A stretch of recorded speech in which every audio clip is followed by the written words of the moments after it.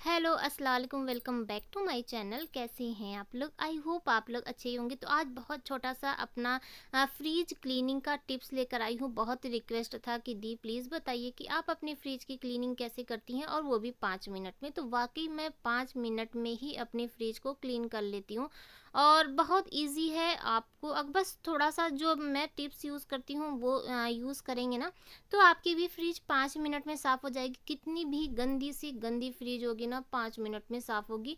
तो मेरा पहला जो टिप्स है कि ये जो ग्लास होता है ना, ग्लास के ऊपर मैं यहाँ पे मैट लगाती हूँ। ये जो फाइल होता है ना बच्चों का, तो ये मैं वही लगाई हूँ। ये प्लास्टिक का होता है। वैसे तो अमेज़ॉन फ्लिपकार्ट पे भी आपको फ्रिज का ये मैट मिल जाएगा, लेकिन मैं फाइल लगाई हूँ।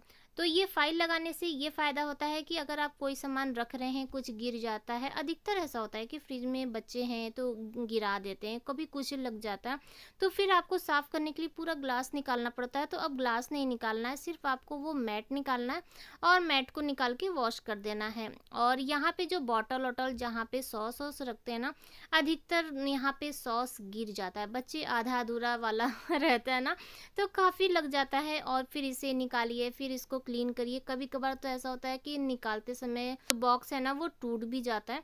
मैं ये नहीं कहूँगी कि इसे हमेशा निकाल के साफ़ करिए। आप सिर्फ टिश्यू पेपर चेंज कर सकते हैं। चाहे आप हफ्ते में चेंज करिए, और चाहे 15 दिन में। वैसे मैं ये कहूँगी कि हफ्ते में आप इसे चेंज कर सकते हैं। डोर के ऊपर अधिकतर हम लोग के हाथ लग जाते हैं, तो वो भी गंदा हो जाता है। तो मैं यहाँ पे टिश्यू पेपर यूज़ करती हूँ। बहुत ईज़ी है। और फ्रिज को अगर बार-बार ना रगड़-रगड़ के साफ़ करिए तो उसकी शाइनिंग ख़राब हो जाती है, और वो फ्रिज ना बहुत जल्दी पुराना लगने लगता है। तो इसको कुछ भी नहीं करना है, सारा सामान निकाल दीजिए। कॉलिन से आप इसको हल्का सा करके और साफ़ करेंगे ना, तो एकदम चमक जाएगा। जो हैवी वाला जो डस्ट होता है वो तो आप निकाल देंगे, मैट तो वो भी साफ़ हो जाएगा। तो ये मेरी छोटी सी टिप्स है। आई होप आप लोग को अच्छा लगा होगा।